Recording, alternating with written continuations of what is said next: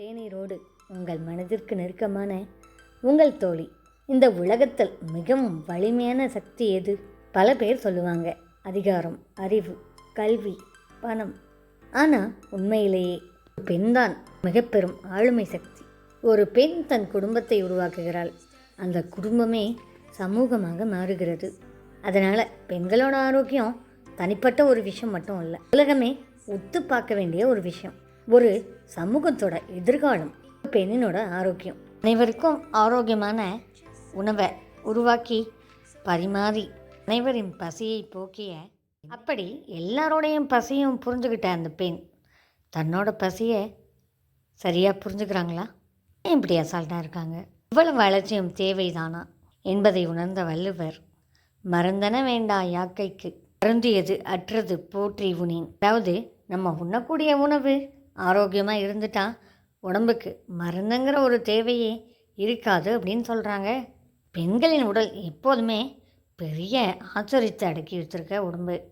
ஒரு உயிரை உருவாக்குறது அப்படின்னா சாதாரண விஷயம் இல்லை. அகப்பையில் அந்த குழந்தையை சுமந்து அந்த குழந்தைய இந்த உலகத்தை எடுத்து கொண்டு வந்து காட்டுறது அப்படிங்கிறது அவ்வளவு எளிதான காரியம் அல்ல. அதனால் பெண்கள் கவனிக்க வேண்டியது அப்படின்னு முக்கியமான பல விஷயம் இருக்குது. நல்ல தூக்கம், உணவு, உடற்பயிற்சி, மன அமைதி, இது எல்லாமே பெண்களுக்கு ரொம்ப ரொம்ப முக்கியம்.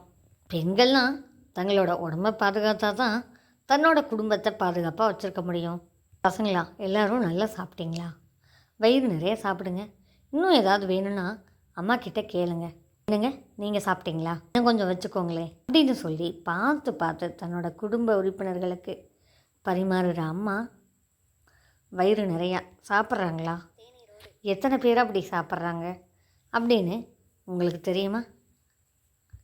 வீட்டு வேலை, அலுவலக வேலை அப்படின்னு தொடர்ச்சியாக ஏதோ ஒரு வேலை, சரியான ஓய்வு இல்லை.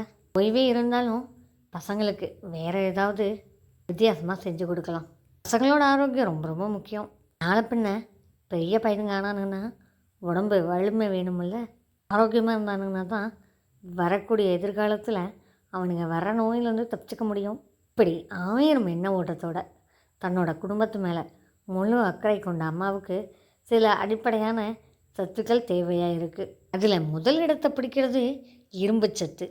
என்ன காரணம் அப்படின்னா, பெண்கள் உடம்புல என்ன தான் பண்ணாலும் ரத்தம் குறைவாக இருக்கும். அதனால் இரும்பு சத்து உள்ள உணவுகளை அதிகமாக உட்கொண்டா நல்லது. பேரிச்சம்பழம், கீரை, கருப்பட்டி, கம்பு, இதிலெல்லாம் அதிகமான இரும்புச்சத்து இருக்குது. எலும்புகள் பலமாக இருக்கும் அப்படின்னா கால்சியம் தேவை. பால், தயிர், எள்ளு, ராகிலெல்லாம் கால்சியம் சத்து நிறைஞ்சிருக்கு. அடிப்படையாக தேவைப்படுறது புரதச்சத்து. பருப்பு, பயிறு, முட்டை அப்படின்னு இதெல்லாம் ரொம்ப ரொம்ப அவசியம். அதிகமான மன அழுத்தம், அதிகமான மன உளைச்சல், இதெல்லாம் தேவையே இல்லை. இதிலேருந்து தப்பிக்க கொஞ்சம் நேரம் யோகா பண்ணலாம், நடைப்பயிற்சி பண்ணலாம். எனக்கு இப்போதைக்கு பசங்களை இன்னும் கொஞ்சம் நேரம் ஆகட்டும் அப்படின்னு சொல்லி காலத்தை கெடுத்துறீங்களா? பட்டினியாக இருந்து என்ன வேலை செஞ்சாலும் திருப்பி நீங்கள் சோர்ந்து படுத்துக்கிட்டா உங்கள் குடும்பத்தை யார் கவனிப்பா? அதனால் உங்களை கவனிக்க நீங்களே ஒரு டைம் டேபிள் போட்டுக்கோங்க. பொதுவாகவே பெண்களுக்கு ஓய்வு என்பது தானாக அமையாது, அமைச்சுக்கிட்டு தான் ஆகணும். அதனால் ஆரோக்கியமான உணவுகள், மனநிலையும் ஆரோக்கியமாக வச்சுக்கோங்க. நல்லா சந்தோஷமாக இருங்க. எந்த ஒரு பிரச்சனை வந்தாலும் சரி பண்ணிடலாம் அப்படிங்கிற மனநிலையோடு இருங்க. மற்றும் ஒரு வீடியோவில் உங்களை சந்திக்கிறேன். இந்த ஆரோக்கியம் வீடியோ உங்களுக்கு பிடிச்சிருக்குல்ல? அப்போ தேநீர் கதைகள் தோழிக்கு ஒரு சப்போர்ட்டாக சப்ஸ்கிரைப் கொடுங்க. வீடியோவை லைக் பண்ணுங்கள், ஷேர் பண்ணுங்கள். மற்றும் ஒரு சிறந்த வீடியோவில் மீண்டும் உங்களை சந்திக்கிறேன். அது வரைக்கும் தேநீரோடும் தேன் தமிழோடும் உங்களிடமிருந்து பிரியாவிடை பெறுவது தேநீர் கதைகள் தோழி, தமிழ் சோஷியல்.